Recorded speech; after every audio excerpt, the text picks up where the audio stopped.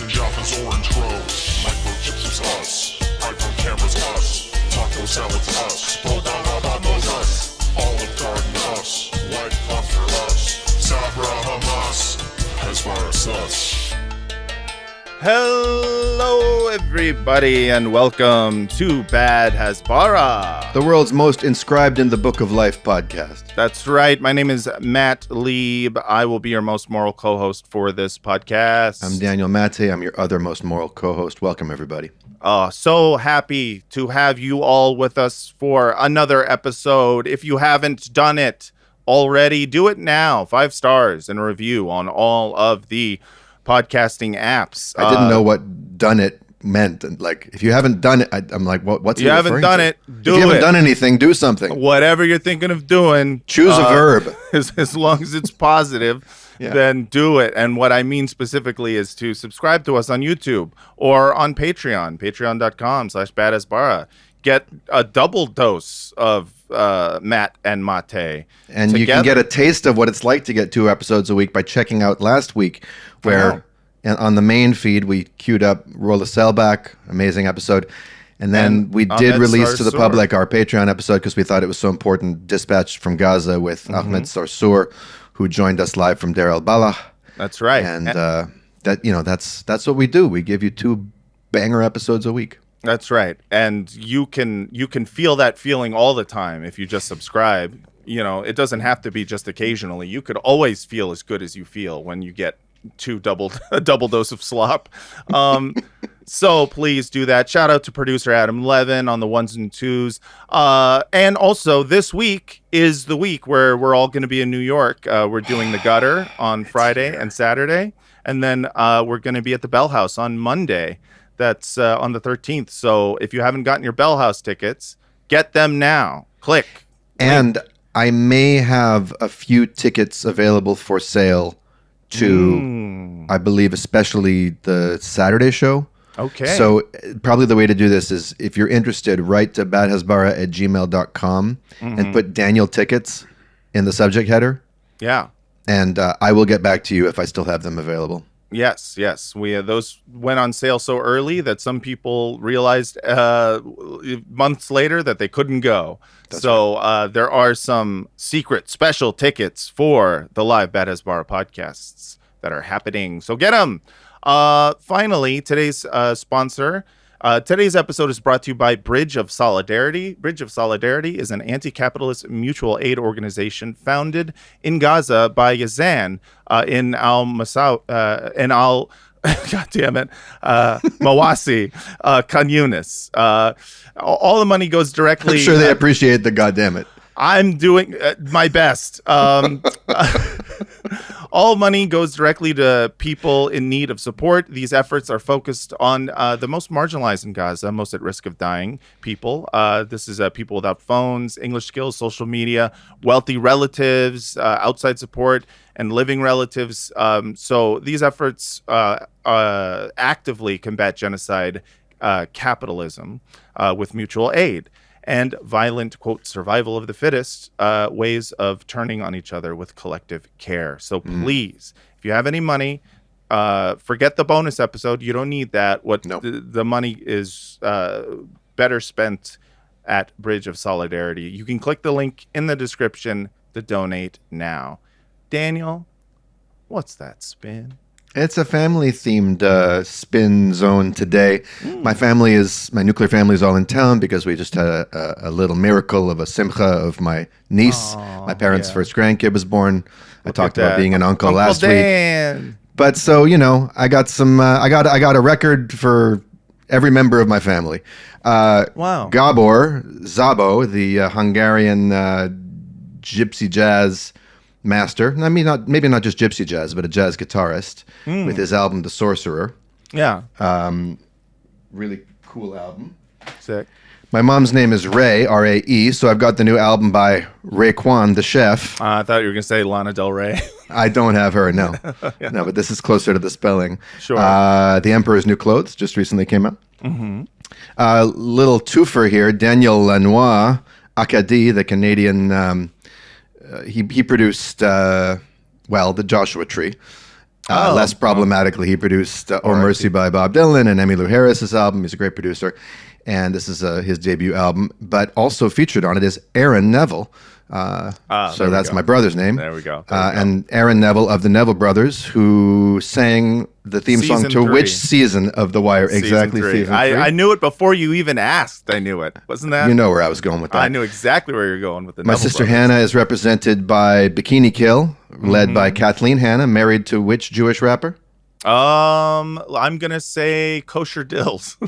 Ad Rock of the Beastie Boys. Okay, Adam better. Horovitz. Yeah, I love it. That is what's spinning for the Mate family. They have a lot of records to listen to in the next few weeks. I'm not going to play a Raekwon for her quite yet. Maybe wait a little. Okay, without further ado, it is time to introduce our guest. We have a great episode for you. Very excited to introduce this guest. He recently wrote Being Jewish After the Destruction of Gaza. He's the editor at large of Jewish Currents. And of course, he has a wonderful Substack, the Beinart Notebook. Ladies and gentlemen and everyone else, welcome to the podcast, Peter Beinart. Hey. Hi. How are you Peter. doing? I'm doing fine. Thanks for having me. Of course. Thanks for coming on. I'm glad we got to make this work. We've been back and forth trying to schedule this for a bit, and I'm just stoked that you still wanted to come on. I think before we had you on when we were talking, I saw you had gone on Jon Stewart's show and a bunch of others, and I was like, oh yeah, I guess we are actually asking a lot to have Peter on the show. I mean, being on with comedians, people who are funny, like makes me nervous, no matter what kind of comedians they are. But I feel like maybe that was a good warm up. Yeah, it was a good warm up for you guys. Yes. You interviewed a pretty funny person recently. You had Hannah Einbinder on your show. That's right. Yeah, she was funny. Although I would say more sweet than funny. I would say It's true. Just like radiating like kindness and goodness in the conversation. Maybe I didn't bring out her humor very, very well. Well, the subject in general is not usually, filled with humor. It takes a special kind of pair of freaks to create a show around laughing about this every week. And, it's an auspicious time for you to be joining us. We're in the middle of the high holidays. We do want to just say That's right. that no halachic commandments or even Talmudic guidelines were hurt or violated in the making of this episode. Yes. Not It yet. will be Sukkot by the time we release it because we are treif as hell. But Yes. you, my friend, are recording this with us just before Erev Sukkot. So thank you for making time in this auspicious time of the year.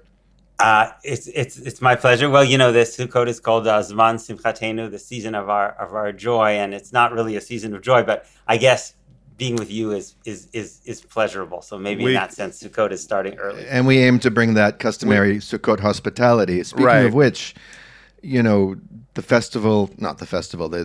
solemn day of Yom Kippur is just passed, and it's not too much of a stretch to imagine Jews turning the gaze. It's more of a stretch than I'd like in the case of mainstream Judaism, but turning the gaze inward at what needs to be forgiven and perhaps what's unforgivable.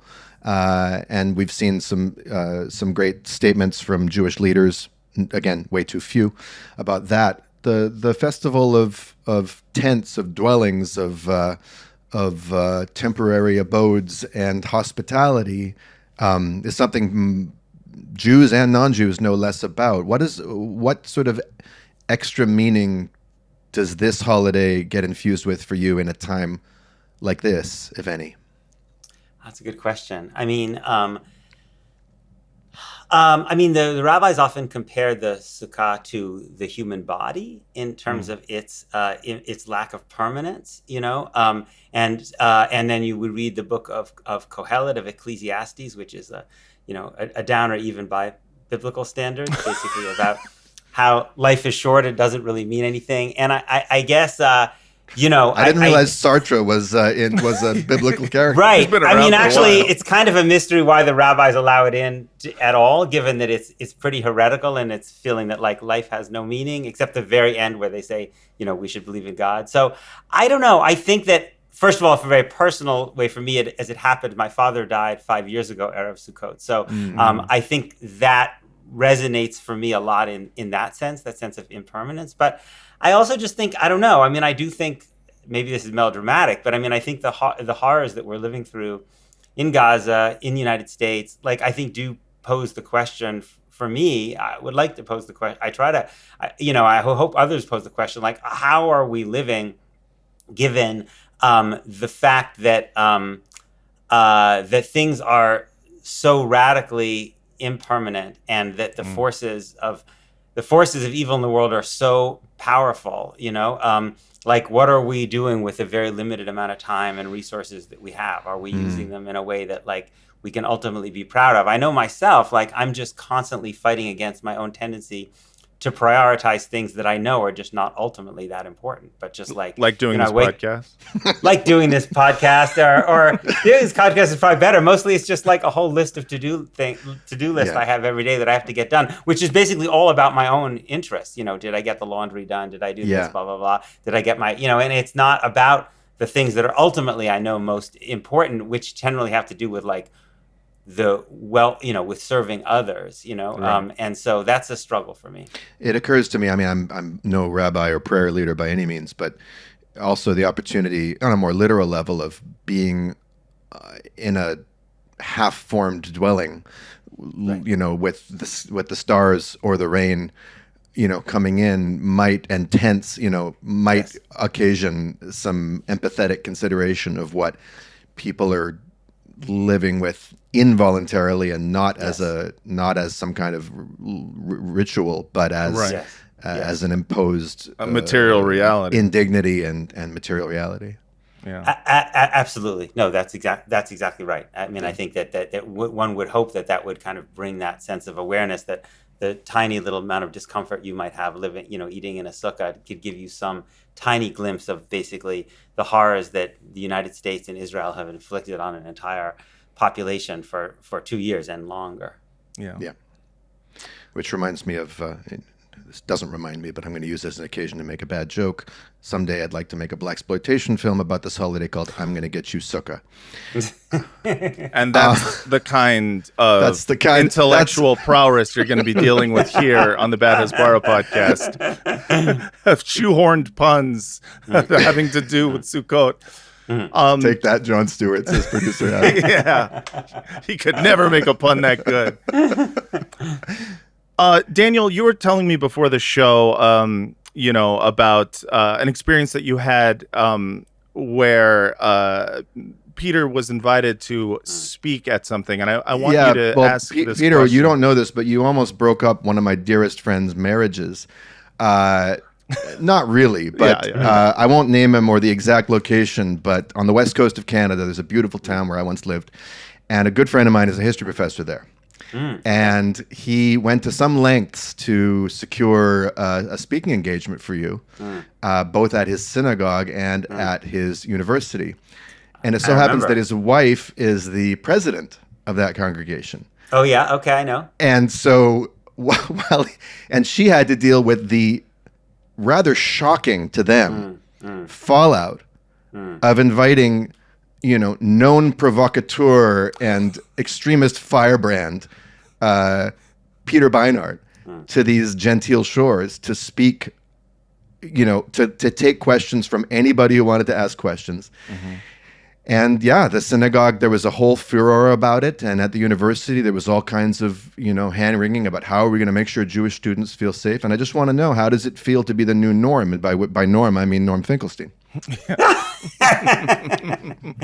Yeah, it is. Sometimes I feel bad when people invite me, because by the time I actually get to the campus or the synagogue, sometimes they seem just exhausted already. Right. By what they've had to deal with just preparing for my visit. I'm like, I just had to fly in, but there's all of this stuff. I was recently at an event and someone was telling me about this terrific organization, because I have kind of high school, college age kids, that if I'm concerned about my kids and where they're going to college, I should get connected to this group called Mothers Against Anti-Semitism, or Moms Against Anti-Semitism, because they keep the Jewish students safe. And I didn't have the heart. Are they to tell related this person, to Mothers Against Drunk Driving? Like, don't drive while hating Jews? Well, I don't know if they team up, but I didn't have the heart to tell this nice middle-aged Jewish woman that actually Mothers Against Anti-Semitism had just sent 1,000 emails to a university where I was speaking in order to protect the students from the anti-Semitism of myself. So that far from me needing protection against anti-Semitism, Mothers Against Anti-Semitism needs protection against me, or they're trying to protect people against me. So or you need protection against them. I need protection. We all need protection. I mean, classic Jewish story. I need protection from all these Jewish mothers. I know. Now, I mean, you're the funny people. You're the comedians. But I have tried out this joke a few times, which I feel like goes over pretty well. You can tell me how it works. Sure. So my joke goes something like this. We Jews are so creative and talented that we can thrive in even the most hostile industries. Even the anti-Semitism industry, we have managed to kind of rise to the top because so many of the most successful and notorious anti-Semites are actually Jews ourselves. Like there's really no industry in which we cannot prevail. That's a great joke. That is great. Feel free to use it. No. Yeah, I love it. Use that. That's a great joke, and it is. Hey, I have to say, whenever I see a stopantisemitism.org top 10 list and Jews are making up half of it, I'm always like, man, we really do control just everything, man. Give us some categories in which to exceed or succeed, and we will exceed all expectations. I know. I sometimes imagine like going into a meeting of like the Anti-Defamation League, the Federation, the board, and saying like, so there's a new poll out which shows that 39% of American Jews think it's what's happening in Gaza is genocide, and among Jews under 40, it's like more than a majority. So how do we fight the explosion of anti-Semitism among young American Jews? It's like, what's our strategy? Yeah. Well, these haters, they just don't want to see Jews succeed in anything, including genocide. That's right. Exactly. They want to see us succeed.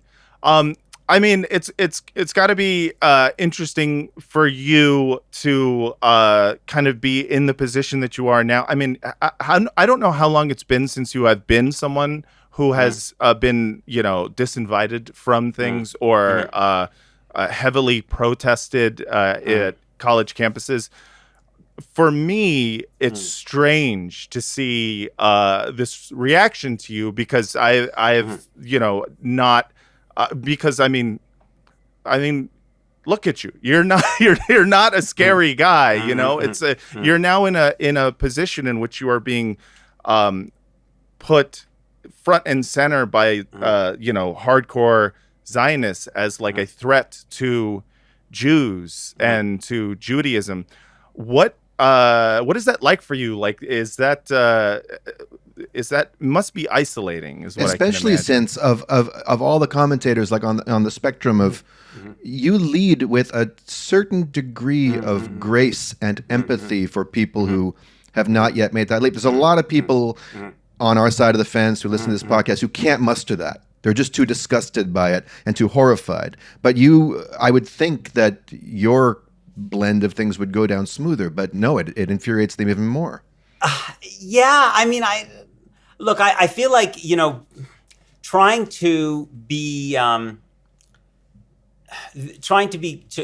kind of see the best in other people, and be careful about like how judgmental and self-righteous I am. I feel like partly I just have to do it out of honesty because I held those views myself, and a lot of other views that turned out to be really catastrophically wrong. And my views have changed a lot. And so I'm very well aware of times when I was taking views that other people thought were very, very profoundly morally wrong, and actually were in retrospect. And I really appreciate the people who kind of, who argued, but also gave me the space to kind of come to things on my own terms. I generally don't find that people are likely to change their mind when they're like mocked mercilessly and humiliated. I just don't think that tends to work very well. And I also, the other thing, and sometimes people don't like when I say this, but I will say that, and again, maybe this is because I grew up part of my childhood in apartheid South Africa, I really think that human beings are complicated. So like, I see and know people, you may know two people, whose views about Israel, and maybe even America, I find really abominable, like really reprehensible. And I see the way they act in other parts of their lives. And I think they act like really, really good people. you know, and some perhaps better than me in some areas of my life. And so I just am also like wary of like making totalizing moral judgments about people. Like that's a bad person, right? There are lots of people who have great political views and are total assholes, you know, in the way they treat the people around them. And so I don't know. I just want to be careful of that, because I'm also, if I was so wrong about things in the past, it stands to reason that I'm probably wrong about some pretty big things now. And I'm going to have to apologize for them at some point.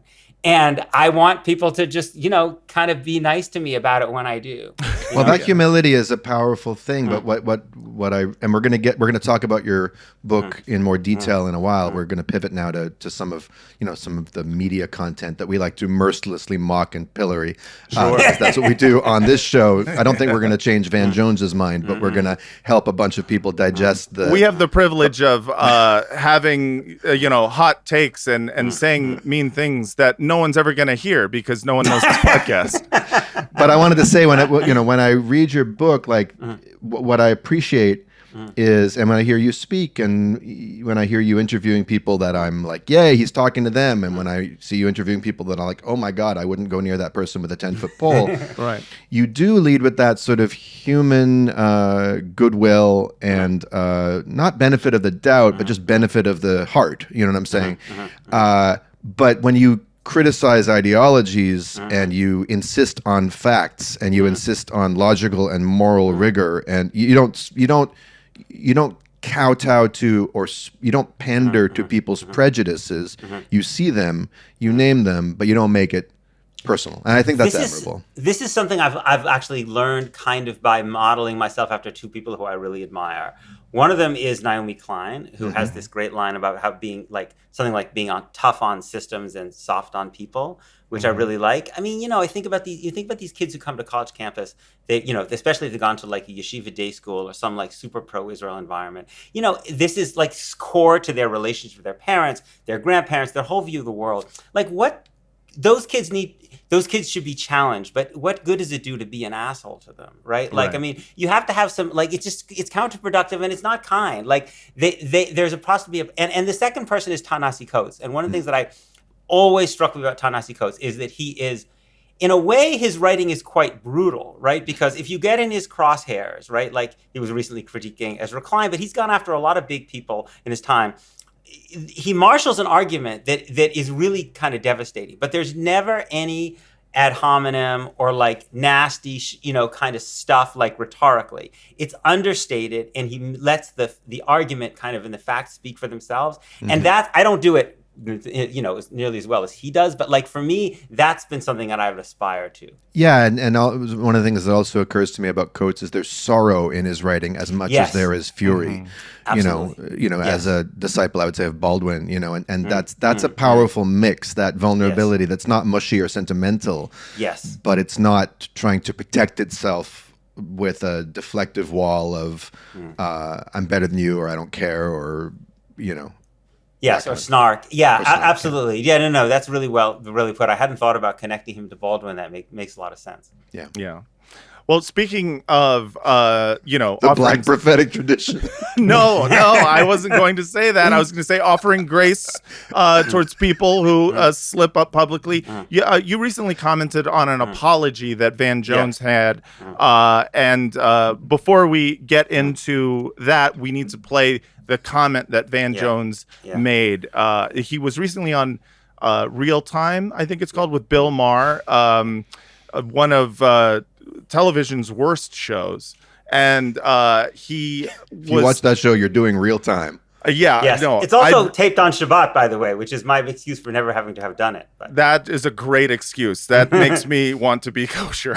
Maybe I should. But yeah, he went on Bill Maher, and he had this to say regarding. The conversation starts out with some sort of like ham-fisted Bill Maher-esque attack on I think critical race theory for no reason. I don't care to know the context of him attacking that. I know it's whatever it is, it's racist because it's Bill Maher. But Van Jones quickly changes the conversation, and I just want to play you guys this clip. Isn't part of that because we had to fold everything into critical race theory, and somehow the Middle East became part of, I see it differently. And I love this conversation because I think people, those of us who went to college, give a lot more credit to college courses for how the world works than I do. This is not about critical race theory on college campuses. This is about Iran. Iran and Qatar have come up with a disinformation campaign that they are running through TikTok and Instagram that is massive. If you are a young person, you open up your phone and all you see is dead Gaza baby, dead Gaza baby, dead Gaza baby, Right. Diddy, dead Gaza baby, dead Gaza baby. Like, that's basically your whole feed. That's Thomas Friedman, by the way, to the right of him, noted Arab cab driver appreciator. That's right. Thomas Friedman, Yeah. grinning and nodding approvingly of this brilliant line of thinking. And an entire studio audience, which Yes. I mean, they can be forgiven if you've ever been in a studio audience. It's just like it's Applesauce everywhere. Oh my God! Yeah. That's not DEI. That is a geopolitical No, but the adversary that is deliberately trying to divide the West against itself. that view is not. So that is the clip that recently went viral. A lot to comment on with that clip because a lot is happening there. The big outrage that caused was the laughing, using dead Gazan baby as a punchline. And suggesting that dead Gazan babies are right. misinformation Yes, definitely. I think and frivolous on the level of Diddy. Well, for sure. But first and foremost, people I think were just like, I can't Yeah. believe You can't dead believe Gazan you- baby is that a was a laugh laugh line. line, yeah. And so that was that is at the very least what Van Jones took from the outrage is that is what he apologized for. I'm going to read his apology right now to you. He said, I made a comment on Real Time with Bill Maher about the war in Gaza that was insensitive and hurtful. I apologize. The suffering of the people of Gaza, especially the children, is not a punchline. I am deeply sorry it came across that way. What's happening to children in Gaza is heartbreaking. As a father, I can't begin to imagine the pain their parents are enduring, unable to protect their kids from unimaginable harm. I'm praying and working for an immediate end to this war and for peace and safety for every family caught in its path. I'm truly sorry for the pain my words caused to people who are already suffering more than anyone should.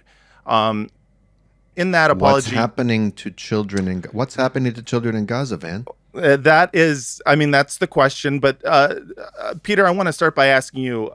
You came out and talked about this apology, giving at the very least credit for being one of the very few public figures who actually apologizes when they say something horrid. Can you speak more on that?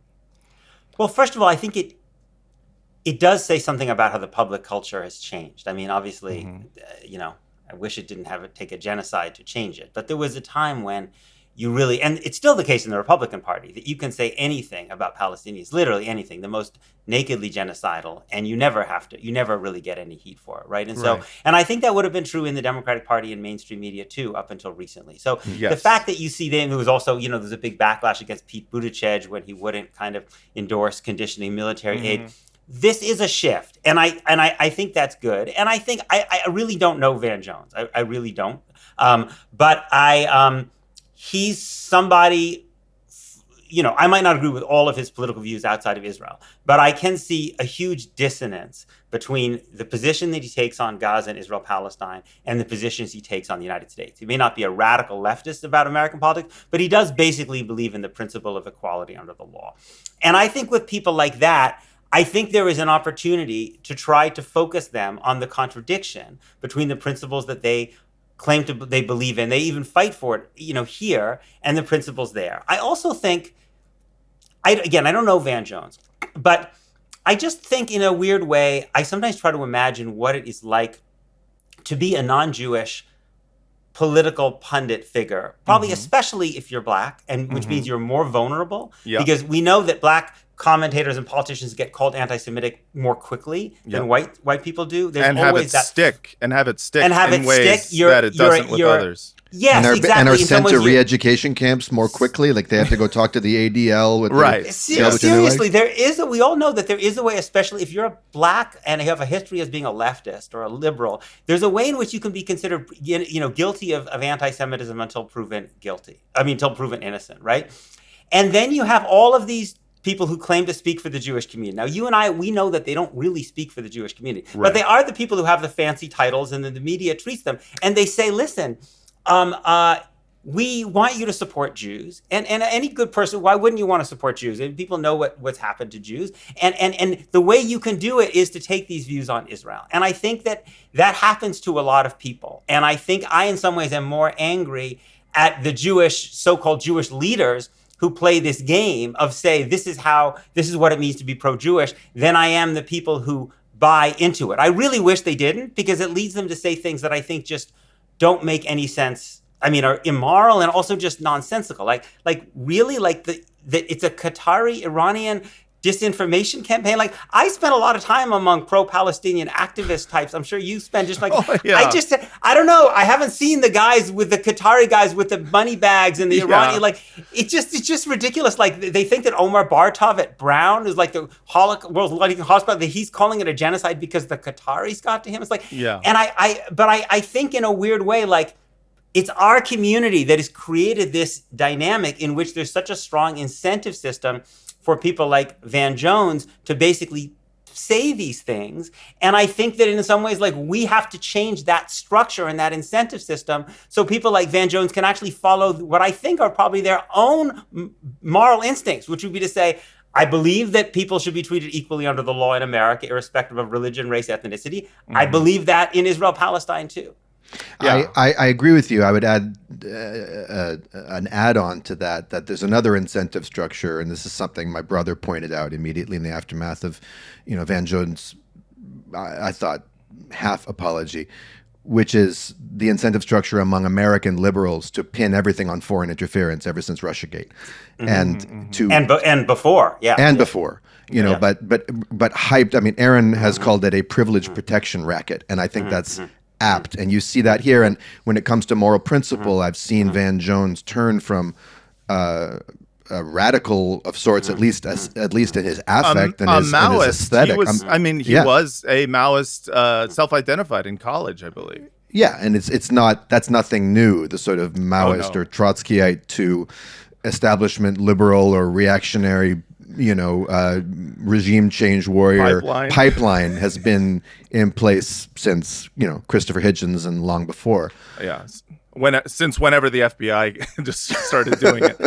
Sorry, go ahead, Daniel. I'm just saying, my reading of his moral compass and how far, how recent his departure from that might be a little less charitable than yours, but I think your point is well said. And there's also, the danger, which I think is implicit in what he's saying, is, with the TikTok being taken over, right, by Ellison, this does become the predicate, right, for then censorship of all this material, right? Yes. And that is something which I think is really, really worrying. Yeah, what's I find so disgusting about this, beyond the putting the using that punchline aside, is that he is so clearly getting his talking points and his Hezbollah straight from the source. Like, to me, everything he said was the most clear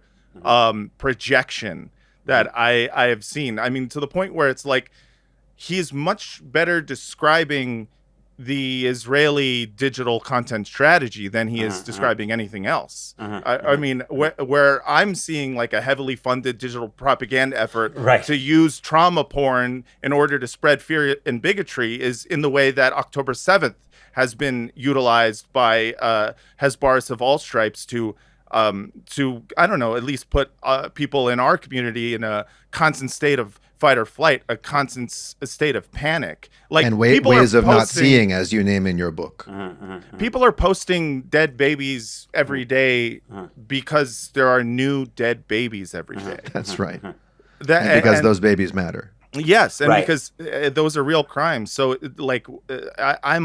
I feel a little bit less charitable because to me it seems like he is so clearly, using his platform in order to spread this kind of, propaganda that is just really a confession. And let's remember, he spoke at the March for Israel Right. Yes. in Right. D.C. and he had that I don't know what it was, Freudian slip of we need to oppose Muslims or something like that. He stopped Right, himself, right. and then he tried his erstwhile moral compass tried to assert itself when he said we need to protect human beings in Gaza, and he got roundly booed, Yeah. and he seems Yeah, susceptible yeah. to that. I mean, it is,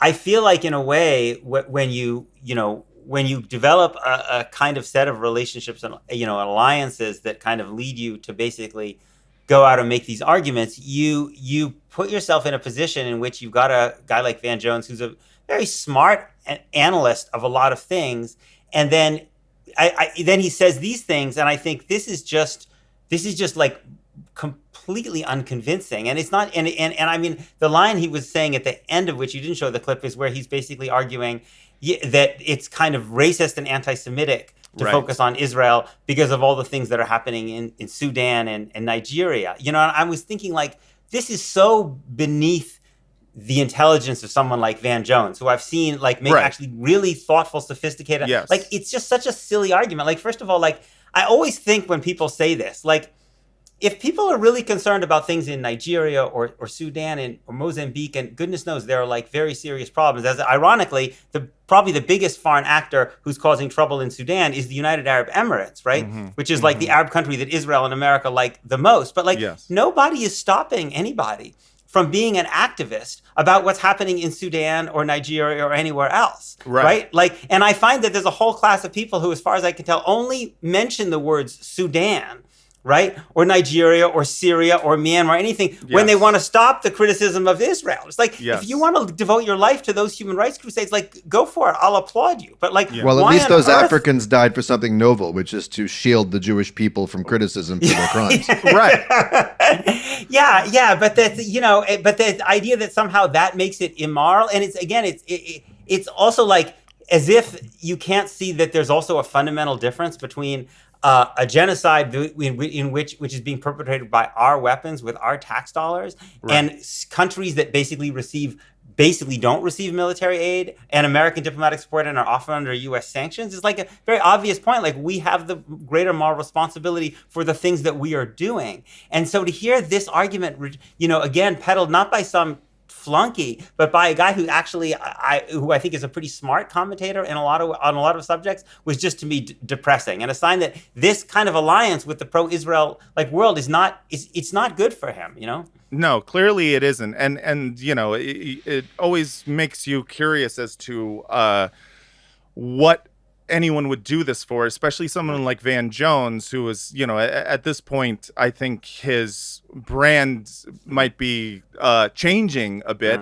I think it has ever since he started becoming a willing participant in the first Trump administration with Jared Kushner. So, I look at this in a completely cynical light, in which I am just certain that he has certain positions that allow him to continue having the access that he has and having the name that he has.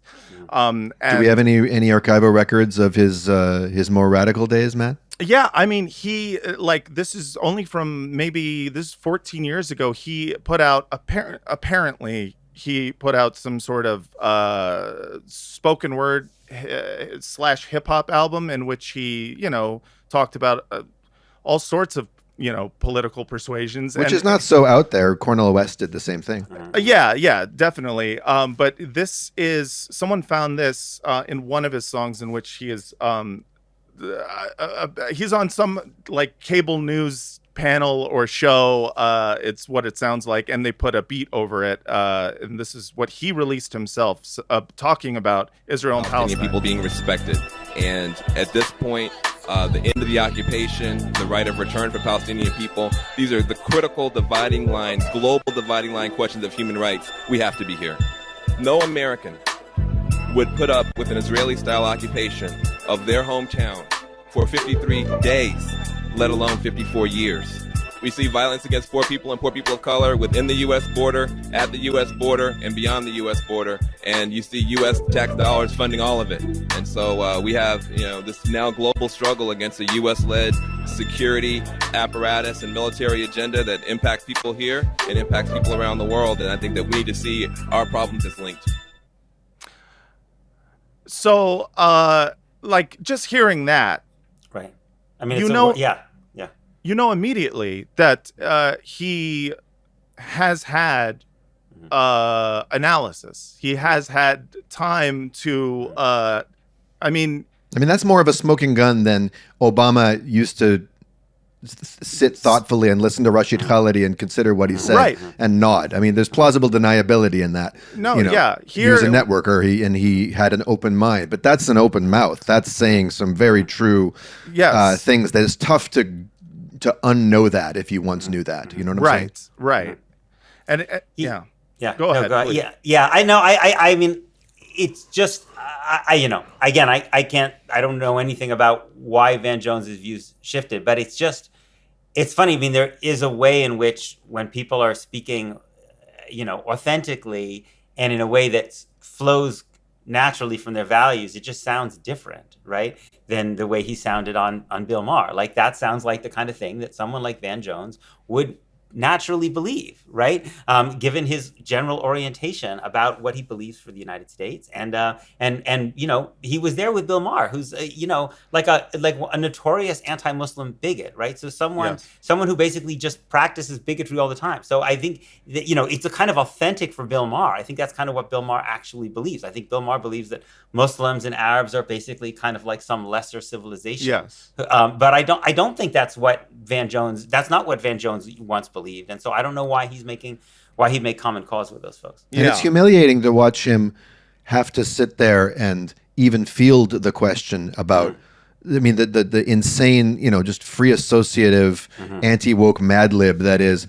Oh, DEI is whatever, and then Van Jones actually, I think it's some other, chimerical boogeyman. You got the wrong boogeyman. It's actually Iran. It's so strange to be like, no, guys, let's pivot to this other thing that is also racist. It is. It is very strange watching it, and for whatever reasons, this has been the evolution of his opinion, I guess, about it.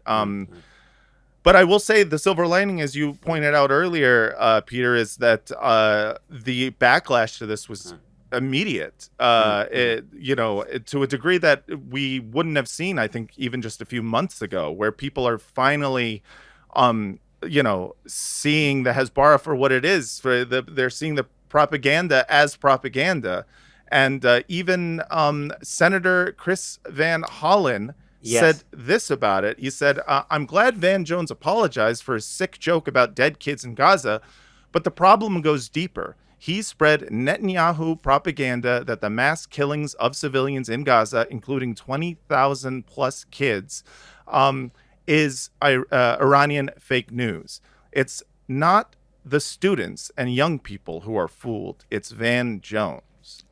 Solid A. We get an A+ if he changed Netanyahu to the name of the actual country of which Netanyahu is representative. Yeah.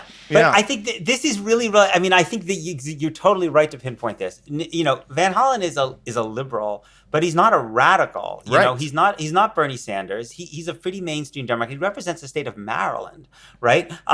Which is a state with a pretty large and Jewish constituency. And I think that I don't know Van Hollen, but my sense is that Van Hollen feels he can lean into these things that he believes because he no longer thinks that the politics and the morality are at cross purposes. He actually thinks that saying these things, which I think he genuinely believes, he actually has a fair amount of experience in the Middle East and in Israel-Palestine, that he can do that, and it's actually it's going to help him politically. And I do think that's a shift. You can see this with Ro Khanna too, who is now kind of, again, Ro Khanna is not where Zoran Mamdani or even Bernie Sanders is, But he's a politician who I think can see that he can lean into his convictions a little more, and actually it's going to be good politics. And that was not the case 2 years ago. Yeah, the the political breathing environment is oxygenated such that they can actually inhale and exhale naturally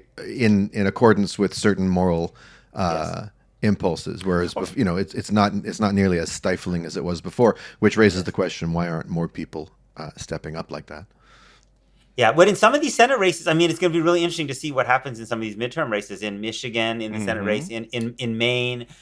This young guy Michelle Goldberg wrote this column about this guy who's starting to be a Christian pastor, this Democrat who's running in Texas. A lot of these people are saying, that they want the weapons to stop and they won't take money from AIPAC. And I don't know, we'll see whether it's going to be really interesting to see how they do against some of these AIPAC candidates. But I would be fairly optimistic about their chances. Yeah, it's if there's any cause for optimism, to me, it's the fact that at the very least you can say that politicians are able to gauge wind patterns for the first time in 2 years. Because I feel like, earlier when, Biden was running for re-election and then Kamala Harris, it was very striking, the ability to ignore an entire wind pattern. The way they couldn't, usually politicians will give you a little bit of populist, I see the wind is blowing this way, so I'm going to give you, something to hold on to, even if I'm lying. And the fact that it's taken 2 years for, at the very least, to see that from American politicians is, it's both depressing and it makes me at least a little bit more hopeful about it. But we need to continue, but first we have to take a quick break. So everyone, please listen to these ads, stick around. We'll be right back.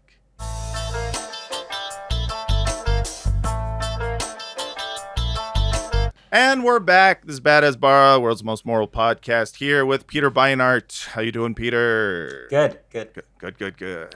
So we want to talk about your book, which I've got right here, entitled Being Jewish After the Destruction of Gaza, A Reckoning. And I'm just about complete in reading it. I've really been enjoying it. But I have to say, and I hope, I think you'll be okay with brooking a little bit of... Sure. I don't know if it's a critique, but it's sort of a question. I had to get past the title in order to be fully open to absorbing how good the book is, which is to say, on this podcast and elsewhere, I've become much more sensitized than I ever have been to people's understandable fatigue and just downright exasperation and over-itness about Jewish self-absorption. And the focus on Jewish feelings and Jewish existential wrangling, and that's the old joke, the elephant and the Jewish question. Everything points back to what is it good for the Jews? Right. And that's frankly what the title made me sort of brace for, and it's not what I found at all. I mean, it takes you quite a while to even get to a kind of plumbing of Jewish liturgy to try to offer people a new way of thinking about this. But what the book starts off as is in some ways a primer for what we try to do on this podcast, which is just knocking down, Hasbara bowling pins one by one, very ably, with that mournful quality that I appreciated Ta-Nehisi Coates for earlier, but no lack of firmness, no equivocation, and very logically, very precise, And essentially, it's a sort of a guide for the perplexed and persuadable. It's probably, it's fortifying for people who listen to this podcast and already know this stuff because it's just full of facts. But I think it's also written in a way that people, and I am getting to a question, that people who may not be so comfortable listening to this podcast could absorb because of the overture you're making. And then in the final chapter, Korach's children, and by the way, Korach was my brother's bar mitzvah parsha, I remember from a long time ago. You use this biblical story. It's very interesting about this question of what does chosenness actually mean, and how does the Bible, how do the rabbis look upon Jews who try to use the notion of chosen this to mean supremacy. And then you're starting to do the reckoning with what kind of Jews do we want to be? What kind of Judaism is worth preserving, right? And that is an important question. But, the title itself made me think that that's where we were going immediately, and we were going to stay there and all that. What do you say to that? I think you're not the first person who said that, and I worried about that, or I thought about that when I was writing the book. I probably had half dozen or so Palestinian friends who I wanted to read the book for a whole bunch of reasons, but partly about this question. I mean, I think you're right. The question about Jewish sensibilities are elevated so radically over the sensibilities and concerns of Palestinians and the United States.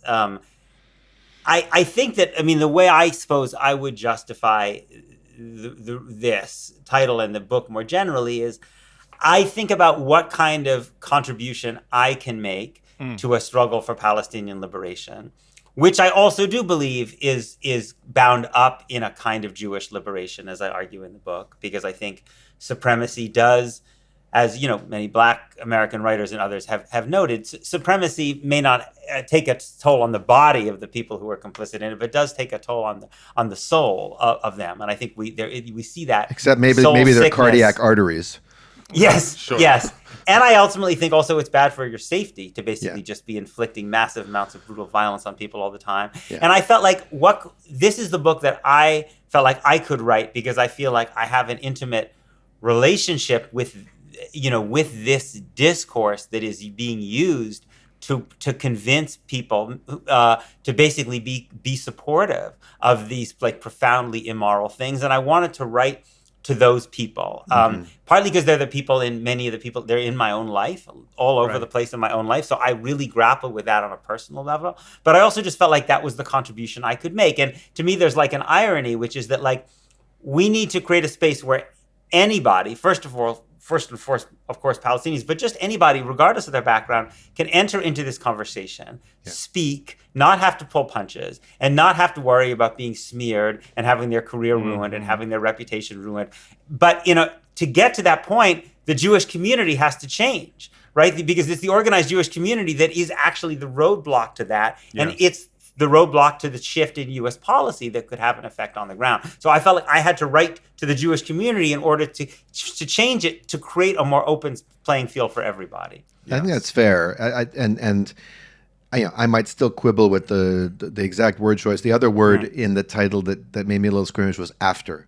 Because it's during, where the destruction of Gaza is ongoing. It's not complete. It's not a fait accompli. And to treat it as if it is almost to say, or it risks being almost to say, we need to wait for this cycle of completed destruction and annihilation and once this Holocaust is over, which could take decades, then we will wrangle with the who are we after this. But look, titles are titles, headlines are headlines. I'm not trying to take you to task for it. Sure, no, it's totally fine.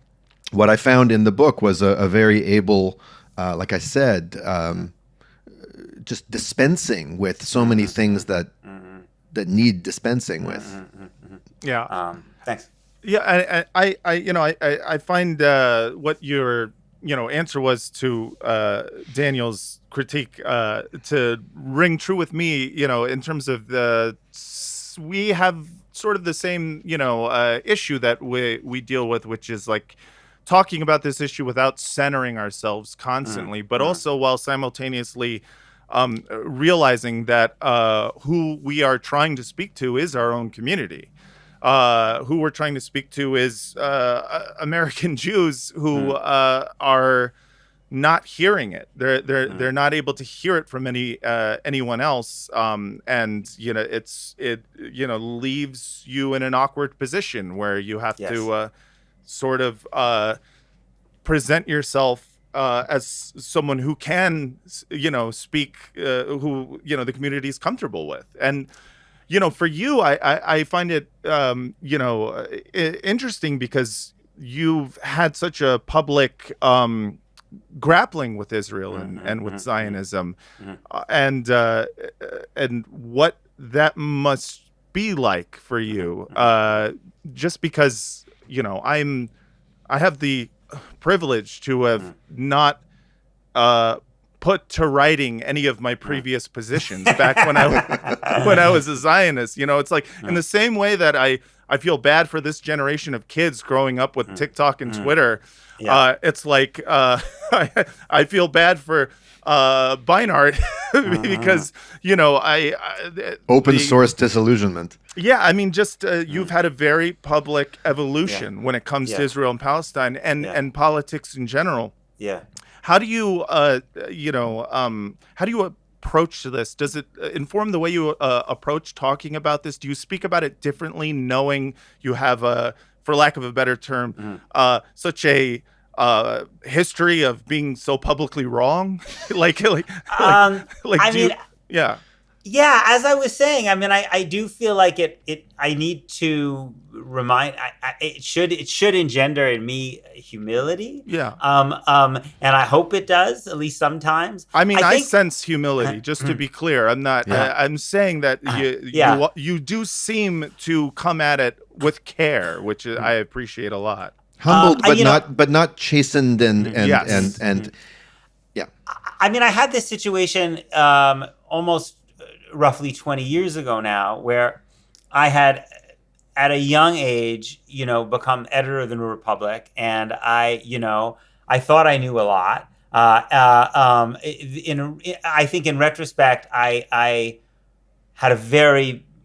was not, I think, a deep reader of American history and the history of American foreign policy, and I think I was very much influenced by the triumphalism of the era in which I grew up, given my positionality in the 1990s. Mm-hmm. And then it all completely came apart after I and the magazine had supported the Iraq War. Mm-hmm. As it happened, my mentor at the New Republic, Michael Kelly, was killed in the war. Mm. My sister-in-law, who was a doctor in the army, was deployed to both Afghanistan and Iraq. And it wasn't long before there were, you saw homeless veterans of those wars on the streets of New York. And I was thinking, like, I have just fucked up so massively. And I also just wasn't really sure how I was going to continue writing, because I felt like I had like a framework. And the framework was so evidently had led me in such a bad direction. Right. And I think the thing that helped me a little bit was I wrote a book, which nobody read, but it was my second book, called The Icarus Syndrome. And what it was actually, I was kind of tracing partly the careers of a series of different intellectuals over the 20th century who had been profoundly wrong about war in particular. Some and had kind of like had to shift their view of the world. I was really interested in like the people like Reinhold Niebuhr and Walter Lippmann, and how they had kind of had to learn from their initial very youthful enthusiasm for World War I.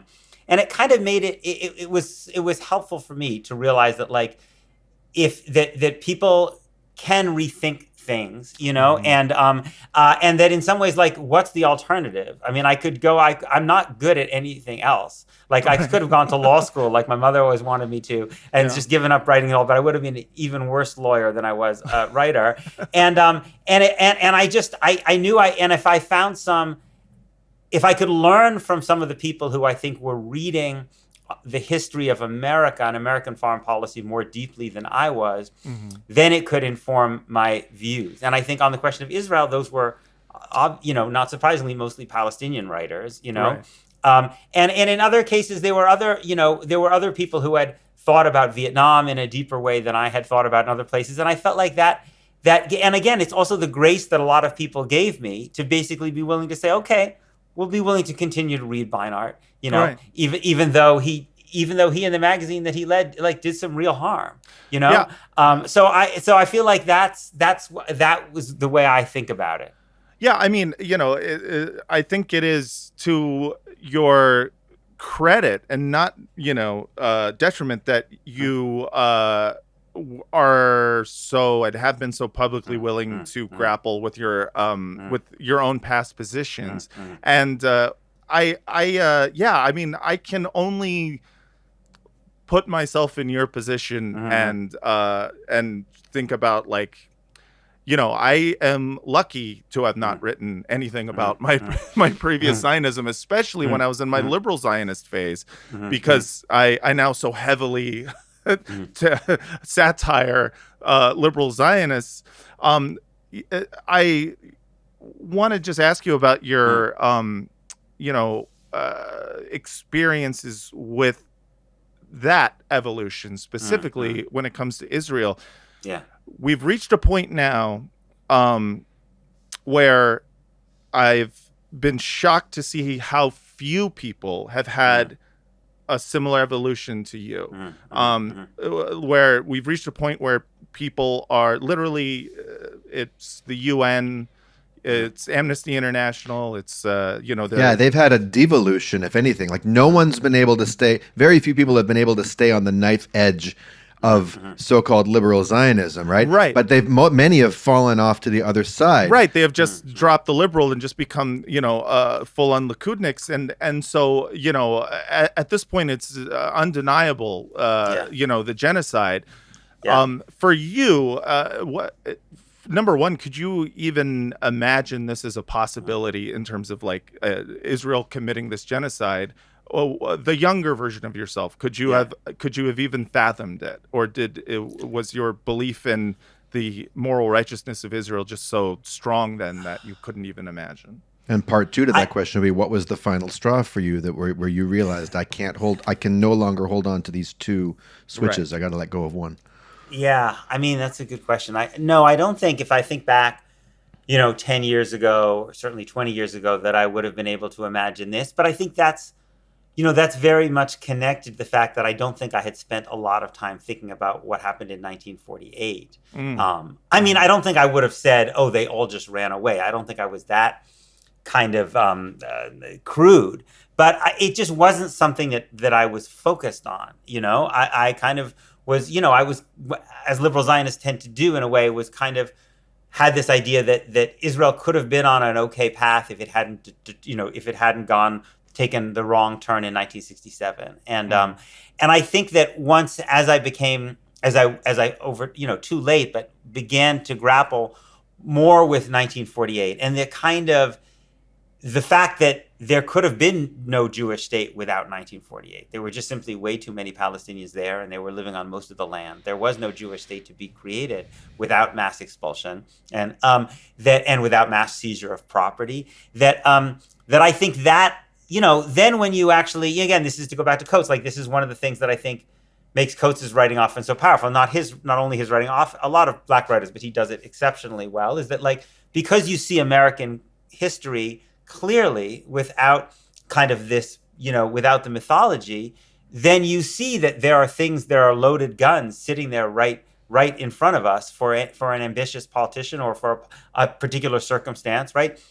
That Israel has kind of always wanted to have as much land as possible with as few Palestinians on it as possible, right? And this has created an opportunity to try to move in that direction. It's not going to happen. Doesn't happen overnight. Didn't happen overnight in the 19th century United States. It took multiple generations, right, to basically largely destroy the native population. And so, no, I don't think I had that capacity, because I don't think, I just think that there are things look, there's so many realms in my life, if I'm honest, where there's still things, not necessarily as much about Israel-Palestine, but about other things in the world that I just don't want to look square in the eye, because they would be too deeply unsettling and they would impair my ability to just go about my daily life in the way I want to go. And I don't think any of us, or very, very few of us, can say that we're different. Like that's a facet of living as we do, where we do, when we do. It's just one of the coping strategies. Yeah, I mean, you just walk down the street. I mean, you walk down the street in New York, you see things every day that, like, I should stop in my tracks and say, like, what the fuck? Right. What am I going to do about this? Right. And I don't. Right. At best, I give someone $1 or $2. Right. Right. I say, hope you're doing better or something like that. So I think that, and again, this, for Jews, like, I think a lot of that is how the thing about Israel works. This is like, it's like this fragile thing that is like, is very intimate for people. A lot rests on it. I think people have, I think it's different maybe for more younger people. I do think it is easier for younger people to imagine living a Jewish life separate from this. It's easier to imagine them, having friends, having community, having an identity. They see people like you, they see Hannah Einbar, they see all kinds of people. But people my age and older is much more difficult. And you also spent many more decades invested in this. I'm not so far. Yeah. You and I are probably close to the same age. I've been amazed at what I see in the millennial generation of young Jews. There's a real revival of Jewish practice and a kind of customizing of Jewish practice. I was at a Tu B'Shvat Seder in Albuquerque, New Mexico. I didn't even know there was a Seder for Tu B'Shvat. Let alone in Albuquerque, New Mexico. I didn't know In there was Albuquerque, trees New there. Mexico. I was a short walk from Chuck McGill's house in Better Call Saul, you know? That's like right in Breaking Bad land. And there's this deeply spiritual, Yes. psychedelically informed, but very grounded in social justice. There's a whole rabbinical school out there run by a rabbi, I forget, Rabbi Lynn something. A beautiful community of really beautiful young people that the urban cynic in me would want to write off as Burning Man hippies, but they're not. They're deep thinkers. They're connecting to liturgy. They're connecting to ritual and community, and they're orienting themselves. They're girding their spiritual loins.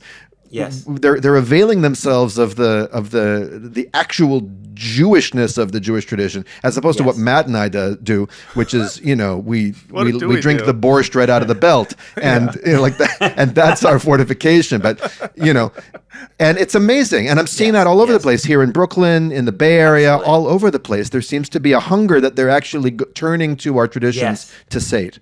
I think you're so right, and this is what, like, again, the American Jewish establishment, like, so fundamentally doesn't understand that, you know, what's distinctive, I think, about this generation of young American Jews is how interested they are in Judaism, right? I think much more interested than the generations of the 1930s and the 1960s, who were obviously in some ways deeply Jewish, but we're not doing Tu B'Shvat Seders in Mississippi. The Jews in the ANC weren't doing this in South Africa.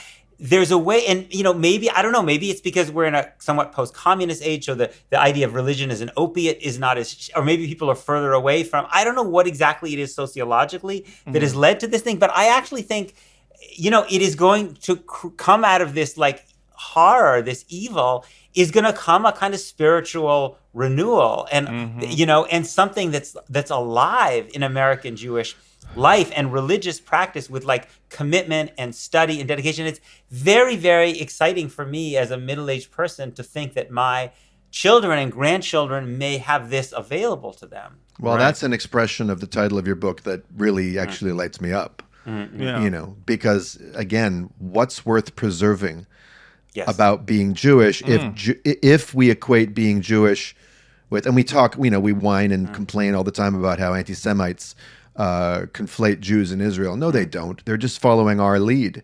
And if we want to sell ourselves down the river, forgive the, you know, the historically derived idiom, but you know, if we want to sell if we want to sell the best of our tradition for the cheap thrill of idolatry and supremacy and all the things the prophets warn us not to do, you know, at a certain point, there's nothing worth preserving. So the fact that people are able to till that earth and find something that might be a healthy human contribution and an or lagoim, like in earnest, is wonderful.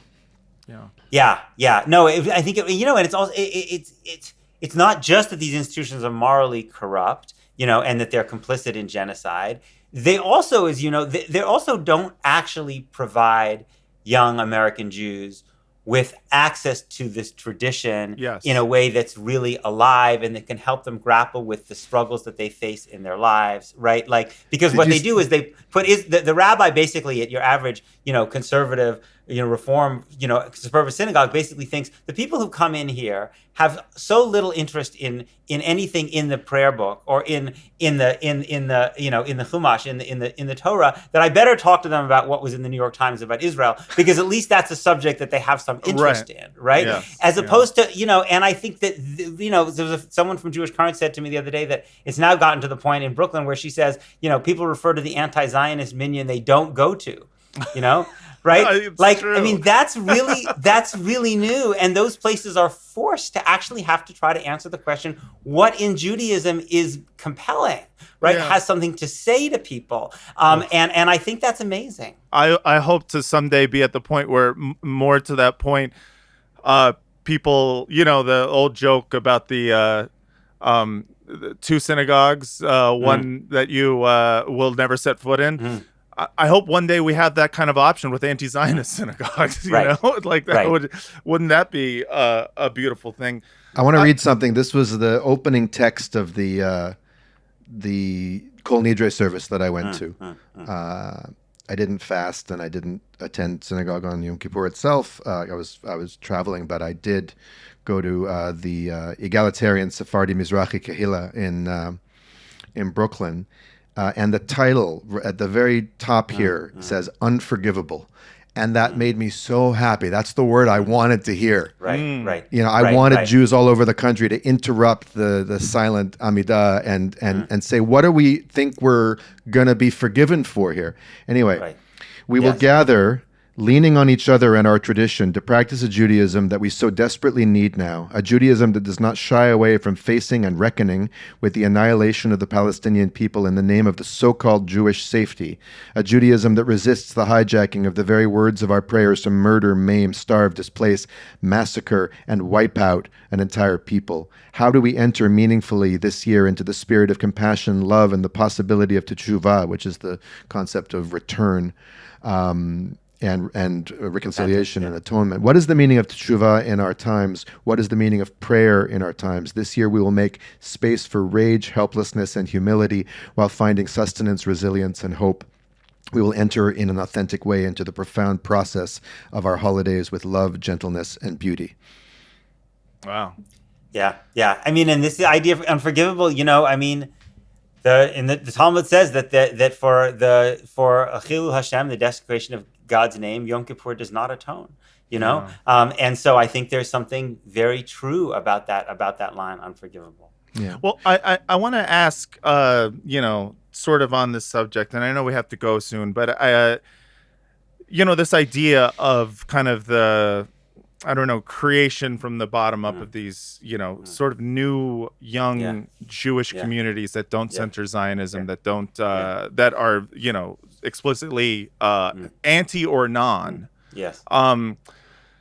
Sometimes, you know, I always wonder strategically what is the path, at least for, you know, Jews of conscience who want to, you know, talk about this stuff and try to actually affect change is, you know, do you believe that these institutions that have at this point been completely co-opted by the interests of the state of Israel, do you believe that they can change? Do you believe that it is worth it to try to, I don't know, to try to, you know, take them back, or is it more, you know, this is we just have to abandon them and start our own institutions?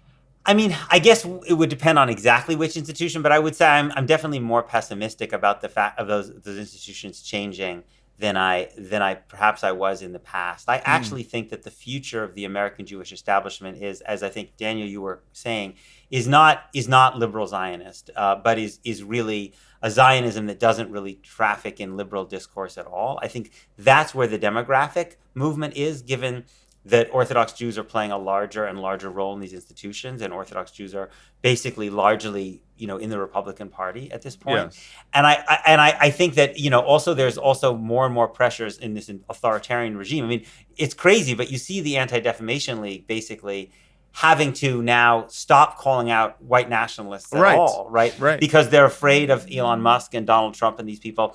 Yes. That's where the power is. That's where the money is. And so I think those institutions are going to move away from any kind of, you know, liberal patina probably. And I think in some ways that's going to be clarifying, right? That the center that liberal Zionists have tried to hold is going to increasingly evaporate, I think. And I think the choices will be clearer for people. Yeah. Well, I mean, there's more than a silver lining in that. You know, this book opens with an act of an open-armed outreach to somebody. It's almost written as an offering to someone whose views you find abhorrent, and with whom your relationship is perhaps irreparably strained by the disparity between the ways you're respectively looking at the situation.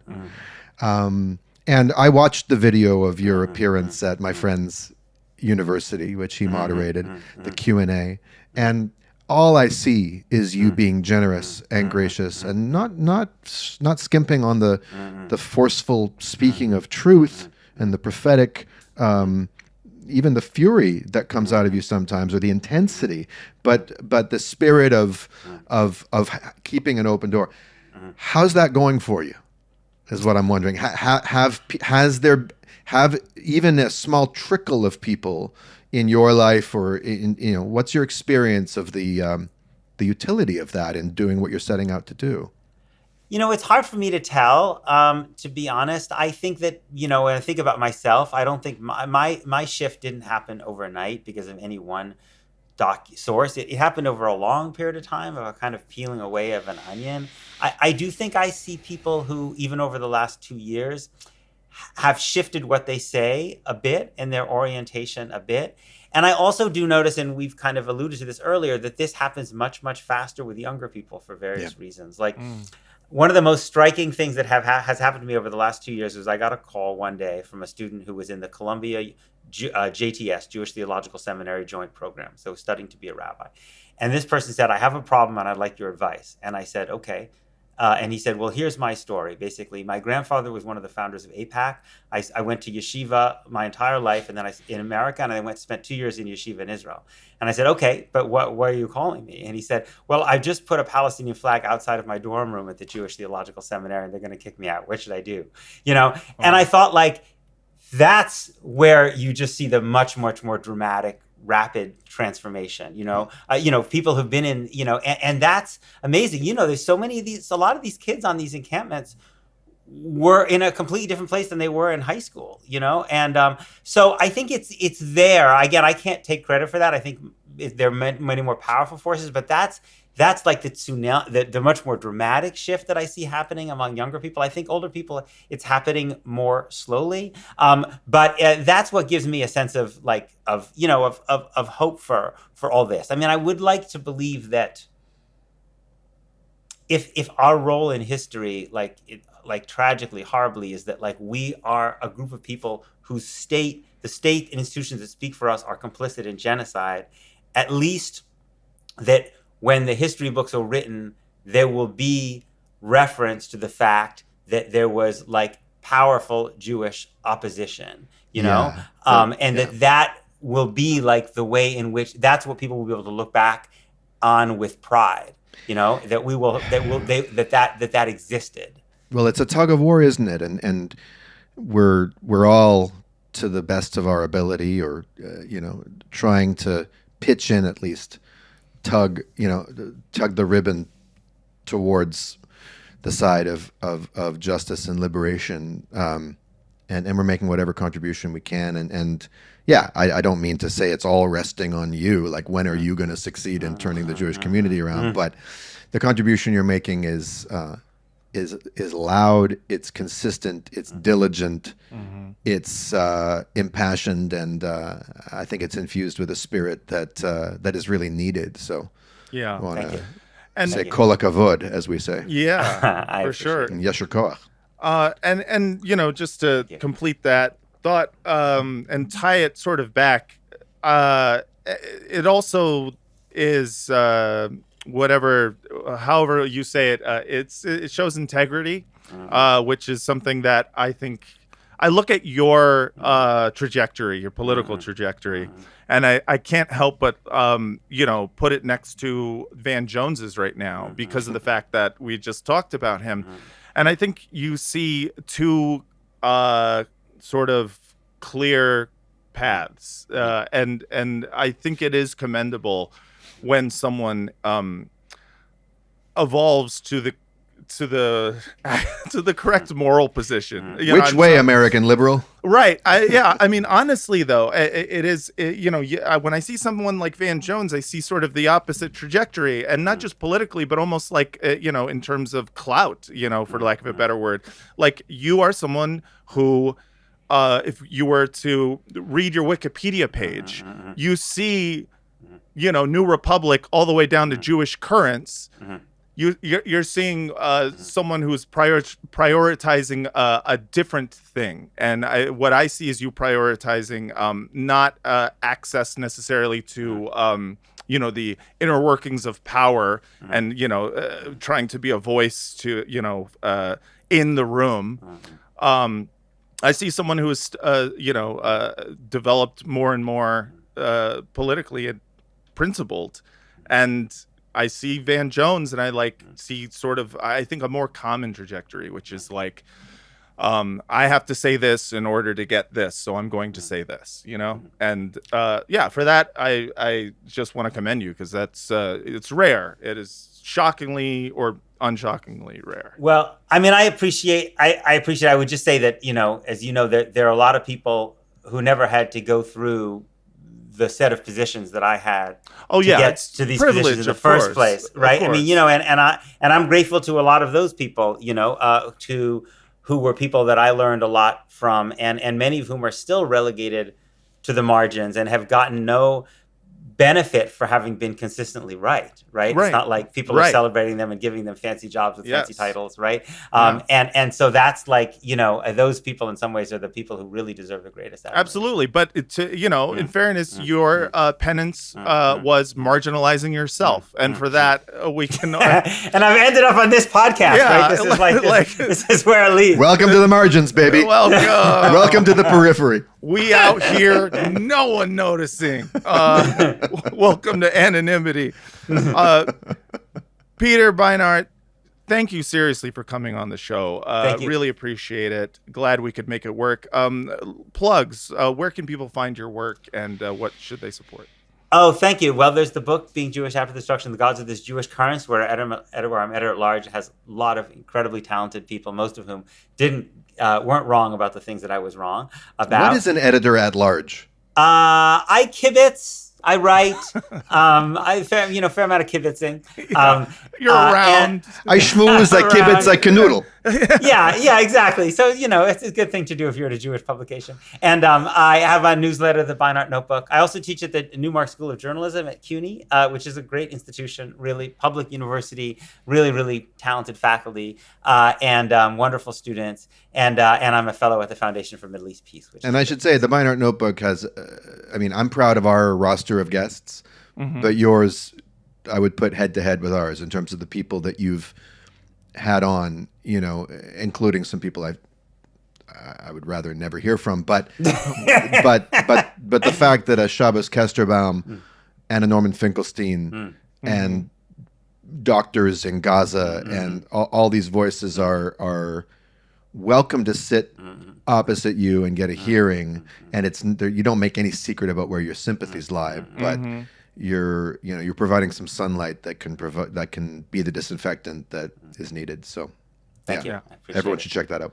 So you'll be able to find all of the links in the episode description. And Peter, thank you so much. Please come back. Absolutely. I'd love to. Thank you guys so much. Great. And thank you to everyone out there for watching / listening. Patreon.com/badasbara, badasbara@gmail.com for all your questions, comments, and concerns. All right. Thanks so much for listening. And until next time, from the river to the sea. Van Jones's new shit, not my cup of tea. Very nice. Jumping jacks was us. Push-ups was us. Krav Maga us. All karate us. Taking Molly us. Michael Jackson